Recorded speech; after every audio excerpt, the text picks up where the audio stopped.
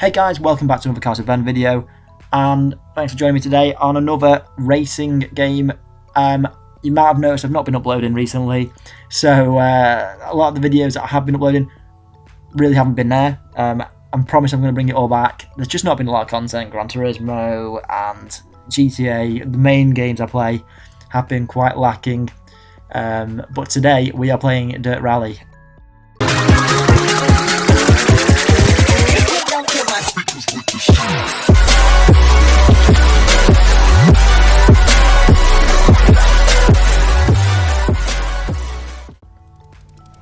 Alright guys, so as you've just seen, today's video is Dirt Rally, and I'm just going to make it short and sweet. I'm going to do a quick, simple review for anyone who hasn't played Dirt Rally and who is thinking about playing Dirt Rally, simply due to the fact that if you don't know, it's free, so go download it right now on PS4. It is an amazing game.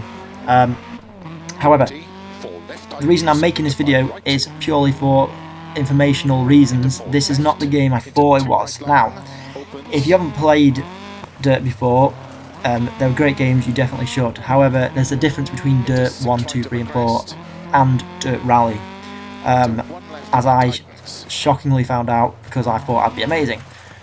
So what you're seeing here is the Dirt Rally gameplay, to sum it up, and this is standard rally as you'd imagine. Great fun, amazing graphics, great cars. However, there's a bit of a difference in the racing. As you've just seen, this is a very difficult game, and it does take a while to get used to, sort of jump into, and you really need to adjust your settings. This Dirt Rally isn't for the faint-hearted. It's not an easy game.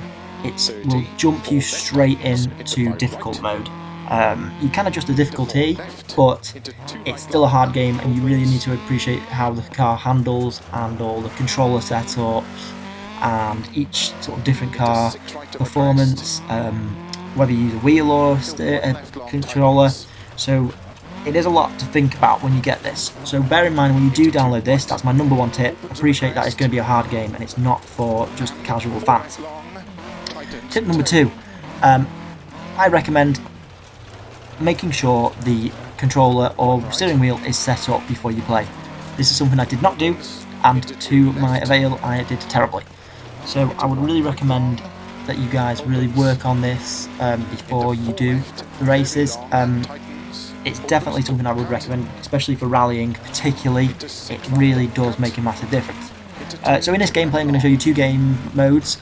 There is the rally that you can see here, and I will go over a little bit of rallycross as we carry on. I won't fully finish, but I'll just show a bit of the segments. And really, I think I'm just going to name this why you should be aware of how hard Dirt is, basically, because it's, as you can see here, I've got a few outtakes of me just crashing constantly. And I feel like since I've done this, I am better now. I am a better driver. It just takes a lot of patience. Even me, as you know, someone who plays car games, Gran Turismo, Wreckfest, GTA even, I guess, Cross Team Racing, Forza, all that. I play a lot of car games, but Dirt Rally was one of the hardest racing games I've ever come across. It's described as the Dark Souls of racing, and you can kind of see why. If you've ever played that game, it's a very difficult game. So really, I just kind of want to get people to know the differences between Dirt and Dirt Rally. You are going to be struggling at first, but that doesn't mean this isn't a fantastically well-produced, well-made game by Codemasters. I think they've done a great job with Dirt Rally. I never played the Dirt Rally initially, and since it was free I thought it was worth a pick-up. I've always wanted to play it, but never been too interested in rallying. But you know what? This has got me well back, just so back into it, and I cannot recommend it enough, really. So that would be sort of my roundup of that. I'll go into tip 3, which is pick your weapon in terms of make sure that your controller or steering wheel is right for you, whichever one's best for you. I personally play on controller, but steering wheel would be obviously more for the professionals, racing drivers. I think the steering wheel will work great. It will be amazing on this, particularly this game, because it doesn't really work with too many games. But yeah, make sure that you've got the right thing. If you really want to be serious about this, steering wheel probably will be the way to go.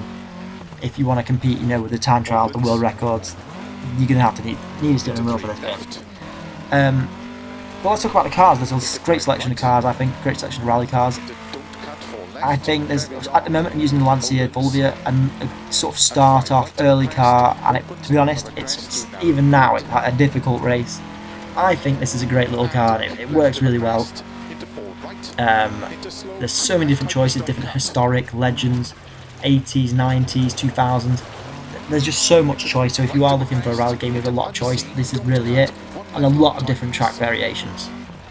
Definitely consider looking at that when you're wanting to play the game. I mean, it is free for now, so why would you not download it? 100% to my viewers, download this game.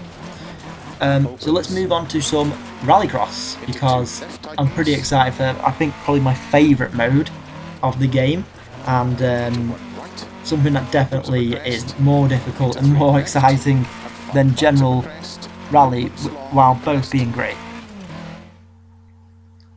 Alright, so we're on the Canada track today. I won't pronounce it because it is difficult. I was playing this one the other day and I really enjoyed it. It is Rallycross. So if you don't know, Rallycross is a race mode where 5 or 6 cars compete in certain sectors of qualifiers, in several stages actually, just to get to the final. It's a bit more difficult and you have to get an overall fastest time, but it's a lot more fun and you're on track with others, in my opinion. I just prefer to play this online. Rallycross, again, you need to have tips. Okay, tips. You need to make sure that the car is set up, because otherwise, if you got on, especially difficulty as well, if you got it on a really high difficulty, Rallycross is intense, really intense. So make sure that is up to your standard. Also, make sure that you are, in my opinion, to slide the car around the track. To do that is going to be a lot easier for you instead of just braking and turning. If you handbrake it round the corners, I find I just do better. So really consider that when you are playing this game, guys. Also, most of the cars are the same. I just went for the Peugeot here because I thought it was quite a good Rallycross car. You've got quite a few choices, selections. So you've got the Peugeot, obviously. You've got the Subaru. You've got a Megane. You've got the Audi. I haven't used any of these yet. I've just used this one, but all very fast. So some are faster than others on the straights. Some are greater in the corners. I have an absolute ball playing this, just smashing it through these corners. As you can see, I'm drifting around, but you really need to make the most of the track. You will just pretty much use all of it. This is a particularly difficult track, but out of all of them, actually, probably not the most difficult. And other things, tip 2, the Joker. So if you don't know, as I'm sure you probably will know by now if you're playing Dirt, the Joker is something that is really important and not obvious to sort of first-time fans. If you are using the Joker, make sure you use it wisely. I tend to use it either early on when I'm in the lead, or just generally if I'm in the lead, or if you're not, just take it early on. So the Joker is a longer lap you've got to take before finishing the race, otherwise you will be disqualified.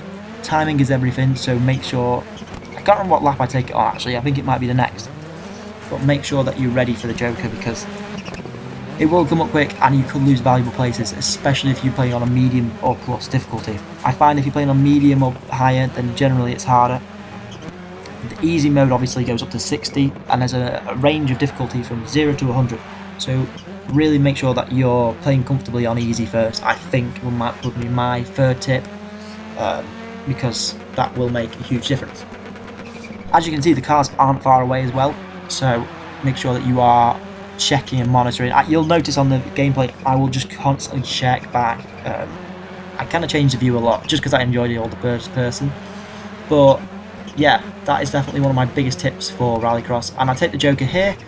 Not a particularly longer race, I think I come out first. Oh, maybe not.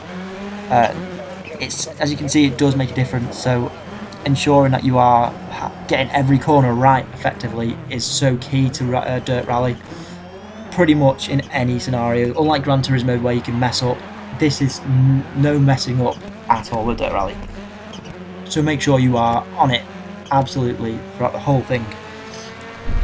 Coming up to the final lap here, and I'm pretty sure I get first, but I can't quite remember. You've got to make sure that on each corner really does count. So, but I still really enjoyed the Rallycross more than any other race. I just think this is my personal favourite, and it's just a blast to play. So there you are, guys. That's my sort of Dirt Rally top tips. If you enjoyed this, consider subscribing, and I will make more videos soon. Cheers.